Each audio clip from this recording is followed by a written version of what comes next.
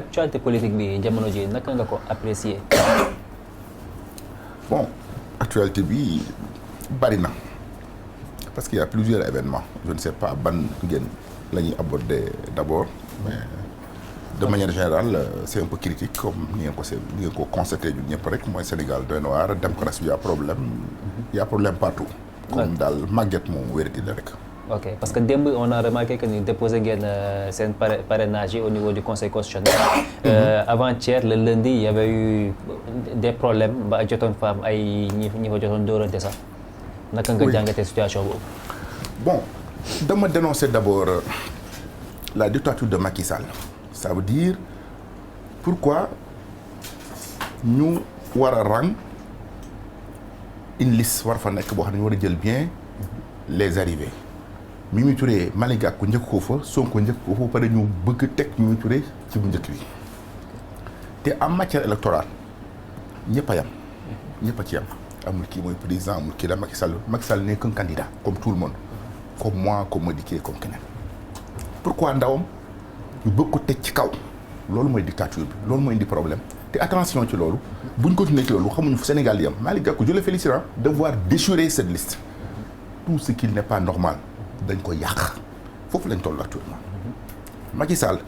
c'est quelqu'un qui ne connaît que le rapport de force xamul masla du ko xam parce que moom li mu bëgg rek ci lay foncer il est un dictature de nature et de conviction xamul c'est un dictature de nature et de conviction xamul masla wala nii wala li mu bëgg et puis xam na ne population bi ànduñoo moom c'est un président maintenant qui dirige sans être majoritaire loolu mooy problème te loolu fu mu am fu nekk rek ci dégénéré la jëm moo tax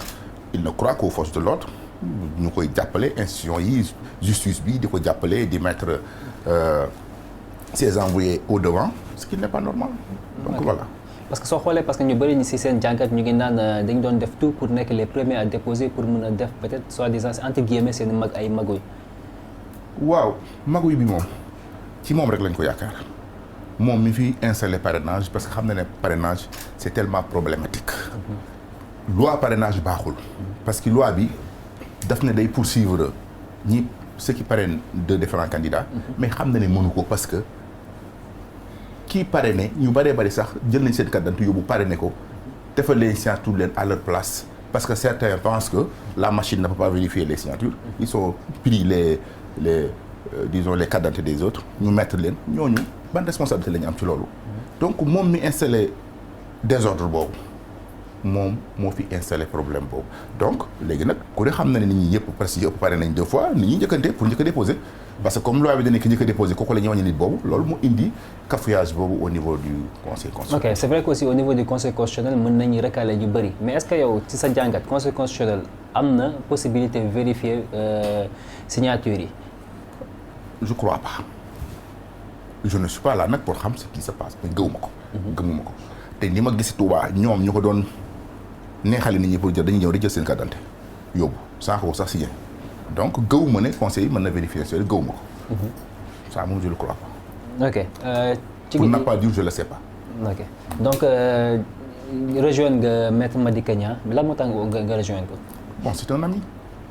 un ami de longue date et puis il faut que nit ñi xam am mën a def don de soi. nit bëgg dara nga bëgg dara mais nga xam ne kii mu nga nekk ci bonne position nga gëm loolu gëm idéologie bi ngeen di xeex mais nga jiital ko ñëpp mënuñu nekk président Madické moom moo ëpp expérience d'état il a été ministre de la justice quelques années ministre des affaires étrangères avocat 30 ans avocat des affaires 30 ans il a plusieurs réseaux carnet d'adresse am moo ëpp sam bos donc xam naa ne moo ma gën a mën a nekk président te soxla ma nekk président li ma soxla rek mooy yëfi jaar yoon kon ma gëm ne mën naa ko jàppale te it ñoo bokk suñu problème mooy Touba Madické Touba problème la xëy na am na yeneen préoccupation en tant que candidat mais ku ne ak li ko booleeg moom man Touba moom boole moom parce que Touba mooy sama problème nous Touba on a un problème qui s'appelle Macky Sall ñun benn problème ñu am muy Macky Sall moo fi ñëw depuis son arrivée ba tey ci 7 ans yi il a 25 000 milliards def Touba 8 milliards ne assainissement demaat ba mu neex ko mu ñëw toog ci kanamu xalif général des Mourides Serigne Sidi Makhtar ne dina fa def hôpital de niveau 5. parce que Touba presque hôpital ba c'est un mouroir ku fa dem na ngay dee. ñi fa opéré ñëpp majorité bi presque duñu dund. am naa fa ñaar ñu bokk ndey ak baay ñoo xam ne dañ fa opéré ñoom ñëpp ñu faatoo ñoo bokk ndey ak baay donc Macky Sall comme xam na problème boobu mu dig xalif général bi ne ko dina def loolu. mais ça a été le 25 novembre jeudi 25 novembre 2015. On est presque en 2019 4 ans après Macky Sall waxtul lu ci jëm. te il avait dit que liggéey bi 13 mois lay durer mais ku toll ne Macky Sall mën a jàkkaarloo xalifa général mooy di wax ko lu naru dul dëgg loo xam ne bi mu koy wax naru ko defu ko mais kooku ban engagement lay jëlaat ci kanamu keneen engagement bu ñu mën a respecté. mais est-ce que problème bi jógewul ci ñi yor xaalis parce que ñu ngi dégg aussi par rapport ak projet boobu yi am na ay détournement xaalis bi gënoon na ba pare. Khalifa Sall pourquoi ñu jàpp ko. ku ëpp daraja Khalifa Sall ci Sénégal lu def ko tuumaal détournement pourquoi mu jàpp ñooñu. non je crois pas ñi détourné moo xam ne ko détourné te jàpp leen mais loolu c'est pire ça c'est quoi. xanaa moom nekku fi pour ñëpp justice tolloo fi pour ñëpp pourquoi bu ñu détourné ñu bàyyi leen ñu c'est pas vrai je ne crois pas que dafa am détournement c'est lui qui ne respecte pas sa promesse c'est Macky Sall l'homme Macky Sall et aujourd'hui il a pris quelques centaines de milliards banque bi ko doon jox nanguwul financer fu dul axe Touba Dakar parce que axe boobu moo gën ndox Sëñ Touba yàlla may loolu c'est entre première ville économique et deuxième ville économique entre Dakar et Touba la première capitale démographique et deuxième capitale démographique donc mu génne xaalis boobu def ci autoroute ak malgré scandale bi ngay dégg Birahim Seck yi signalé tout et tout mu def ko fa mu nekk péage murid bu ñu jaar fay ku soxla Touba ko jaar fay kuy dee feneen boo jaaree fay ba noppi nag mu ñëw ne woy léegi non seulement que ci contribuable bi la ko def te murid yi aussi sont fortement fort ci contribuable sénégalais bi mais mu ne woy sëñ Touba laa ko defal kaay leen tàccu les innocents nag waaye danaa dem jëli sëñ bi danaa dem jëli doomi sëñ bi danaa dem jëli rakki sëñ bi ñu ñëw taxaw su may wax ñu ne way lii sëñ Touba lañ ko defal mais boo ma nee nax sëñ bi mënoo nax sëñ Touba de sëñ Touba ku mat la te ku am fulla la te ku am fayda la moo tax sa appel autour boobu man demuma yablewuma te gëm naa ne mu bu am fulla dina ci teey sëñ Touba dafa ma si romb benn tàkkusaan dégg ñuy wax yi bari mu laaj leen lan la ñu ne ko Mbàkke lii la yàlla may rek la ñuy waxtaanee ndax yow yàlla may na la lépp mooy leen ba mu des benn ñu ne ko ban mu ne wutal nit fulla ak fayda soo leen demee nga wutal ko seen bopp sëñ Touba ko amoon fulla la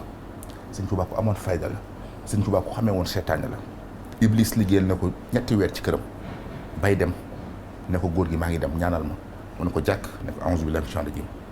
mu xaw a reculer tuuti il l'a répété une 2e fois mu reculer waat mu waxaat ko 3e fois mu ne ko nekk xàmmee nga ma mu ne ko waaw sëñ Touba xàmmee na seetaane mais jël contribuable murid bi jël contribuable sénégalais yi dajale ko say centaines de milliards nga jox ko entreprise ba la neex defe ko na la neex ne ku fi jaar fay junni aller fay junni retour fukki màggal rek xaalis bi génn ñu jël xaalis bi bu xaw ma France la jëm xaw ma je ne sais pas en tout cas tubaab yi la ak moom mañ ko waxanteel ak dañ ko waxanteel xamuma en tout cas Birahim Seck a souligné plusieurs irrégularités donc comme nag Touba dox ñu indi ko Touba comme si rek màggal jot ngay jaay mango wala ay mat laa indi Touba ne kaay leen tàccu ma sëñ Touba laa ko indi te da ngay jaay te fi ngay jaay moo dox léegi nag way pour nag masquer cela da ngay dem indi sëñ bi pour que l'heure yi murid yi parce que c'est une question électorale tu vises l'électorat murid da ngay indi sëñ bi moom dafa baax loo wax mu ne nga ne ko sëñ Touba laa ko dafa mooy la jërëjëf nga teg rakki sëñ bi it mun na ko xam mais mun na nekk sa xarit yaa ngi may dégg rakki sëñ bi ñëw moom it taxaw ni lii kay sëñ Touba ko fi defoon sëñ Modou Moustapha duggoon na ci saxaar gi mais sëñ Modou Moustapha day Macky Sall 1900 avant largement 1928 dafa bokk ak 2018 tey nga xam ne si murid yi sont extrêmement forts léegi nekk avant indépendance ren ñu jot suñu indépendance est-ce que loolu c'est lucide ma ni murid yi ñoo war a am fulla ak fayda te liggéey sëñ Touba nag ci remplacer Macky Sall teg ci koo xam ne au moins dina xam fan mooy Touba dina leen respecter du Touba mooy fépp pour Touba du Sénégal Touba du lépp Matam ak Touba ñoo yem waxoon naa ko murid yi mere ma je le répète une fois élu Touba ak Popenguine ñoo yem ci Sénégal parce que ñoom ñëpp dañuy am contribuable ñoo ci bokk yam mais nag on respecte la majorité Touba à part Dakar moo fi ëpp ay nit loolu mooy dëkk waxuma sax ses valeurs religieuses ses valeurs économiques parce que moo aussi topp aussi ci Dakar non seulement que cela waxuma li muy mobiliser 7 millions de personnes par année Touba rek mu ko am ci àdduna du Makka du feneen Makka dernière édition bi 2018 Wuzaratul Dakhiliya Saoudi nee na 2 800 000 lañ am ñun nous avons 7 millions màggal passé Touba rek moo am loolu ci àdduna mais ça c'est des valeurs considérables mais président daf ko ignorer gis nga bi muy construire un gouvernement pourtant ñi jàngale état dañ ne booy construire un état da nga jël toutes les entités da nga jël toutes les sensibilités da nga jël mag jël ndaw jël góor jël jigéen jël religion bi gën a tuuti jël bi gën a mag jël fief yi gën a am représentativité mais il a ignoré Touba parce que Touba il n'a pas gagné là-bas mu ne oui kon ñii dafa rancunier moo koy wax dafa am ci xolam moom il a problème avec Touba un problème interne un problème sentimental bu muy yëg te murid yi aussi gis loolu ñoom it fas yéene nag li des ci seen dund Macky Sall ne gagnera jamais Touba qui que ce soit âme qui vive ne peut pas pousser les mourides à voter pour Macky Sall. ci lan nga ko teg par exemple qu'il ne gagnera jamais Touba. mais rancune bi ma lay wax nii. bi muy constituer le gouvernement sénégalais. Les moins de 40 personnes qui représentent la nation ñooñu nekk ci instance dirigeante bi muy conseil des ministres. il a exclu Touba parce qu'il n'a pas gagné xanaa Yaya Jammeh sax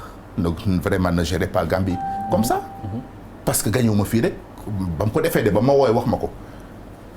imam ba ne ma nun de sun ndox bi dañ ko dagg parce que sa xarit bi excellence yi gagné wu fi. dama ko wax Yaya Jammeh ne ko oui yow li ngay def foo ko teg dane ma wax nga dëgg dinaa ko def. En passant, le président, est-ce que Moussa l'a pour gagner ligue? Non, jamais, mais je l'ai vu, mais plusieurs fois. Macky Sall, je l'ai vu plusieurs fois, mais pas ligué. Pas ligué. Pas ligué. C'est ça que Moussa next ci loolu.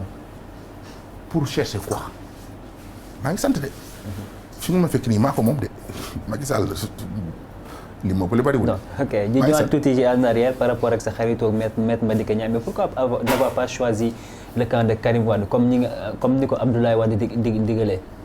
Karim c'est un ami mën naa la woon ay appel am ci sama téléphone ak ay message am. c'est un ami mais nag Madické tax ma xam ko. baayam c'est un ami. baayam xam nga lu may wooyee suma député. nee na moom benn député la des Sénégal muy man. mais Madické tax ma xam Abdoulaye Wade. Madické tax ma xam Karim Wade. Madické mooy sama taalibe maam. Madické laa xam plus de 20 ans. Madické laa bokkal idéologie Touba. je soutiens Madické c'est ça. ok donc du question da nga am problème PDS wala yeneen ak yeneen. moo tax su ma bokk PDS bay am seen problème man bu may xamante Abdoulaye fekk na ma nekk chef de parti. su ma bokk PDS jamais dans ma vie. j'ai combattu Wade 12 ans. j'ai soutenu Abdoulaye Wade 2012 grâce à Madické. su Madické ante Abdoulaye Wade bu bëggee ma jàppale ko mais su Madické génnee nag ma suivre Madické. ok mais barki démb ba ngeen nekk kii permanence su Maître Madické Niang am na benn déclaration boo am na ay kàddu yoo fa bàyyi par exemple par rapport ak Touba que ni c'est grâce à yow ak Madické moo tax Abdoulaye Wade doon gagné foofu. je n'ai pas dit ça. dama ne avant 2000. Wade mësul gagné Touba. li ma lay wax ni histoire la. dara moo ko dindi ci àdduna. Wade mësul gagné Touba. même Diouf moo ko gagné premier tour deuxième tour Touba. du dëgg mais depuis Madické après 2001 bi mu ñëwee ci côté Abdoulaye Wade politique. ba léegi depuis 2001 ba tey Wade mooy gagné Touba. bi parrainage bi ñëwee nag mais Madické am na 156 000 yu jóge Touba. électorat Touba bi c'est 274 000 inscrits ba fa nekkoon. soo xoolee taux récupération carte d'identité yi c'est moins de 200 000 su ci Madické amee 156 000 kay. donc Touba choisit Madické. ok loolu laa wax li ma wax ni dëgg la dara du ko dindi. Idriss Seck tamit commencé na jóg de dafa mel ni commencé na am benn électorat à Touba. Idriss c'est un ami c'est un mouride xam nga nag man taalibe la. sama mbokk taalibe yi su may waay lañ. Idriss suma xarit la bu baax. mais nag je suis avec Madické et je pense que Madické ko ëpp nit Touba je pense xaw ma il faut élection jot nag pour que départager. kan mooy kan mais Madické daal il a 156 000 parrains.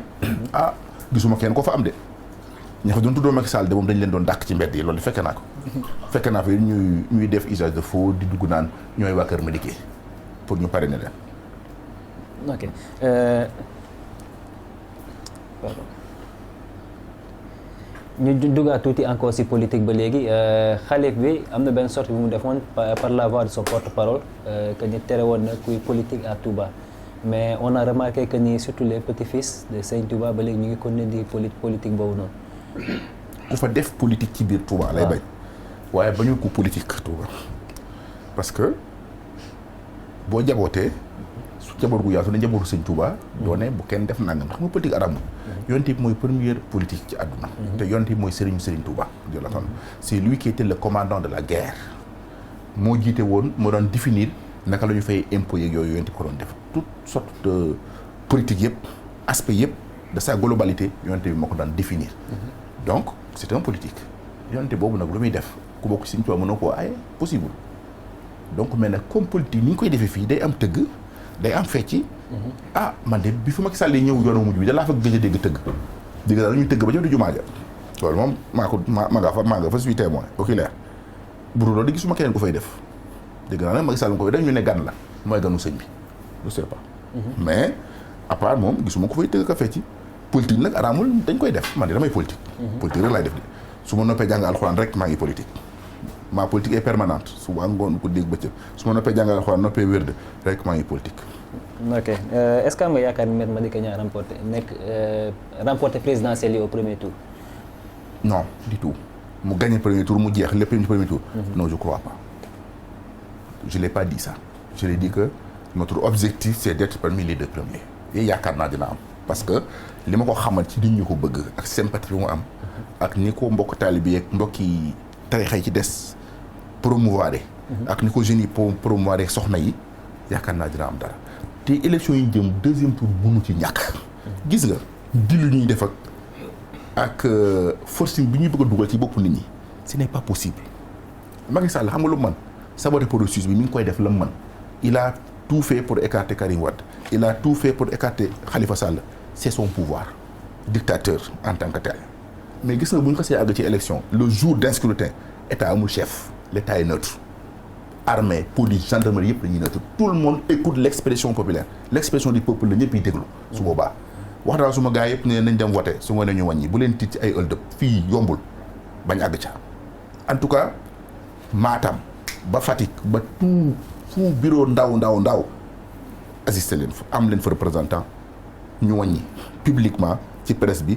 il tentera peut-être de bloquer Facebook yooyu mais jëm leen ak yónnente SMS wala ngeen jéem pexe ba rapidement jot ci résultat yi ñu publier ko bu ngoonee bu ñu wàññee Macky Sall dem yoonam c'est ça que je crois léegi lu def ay caaxaan la dañ leen xupp rek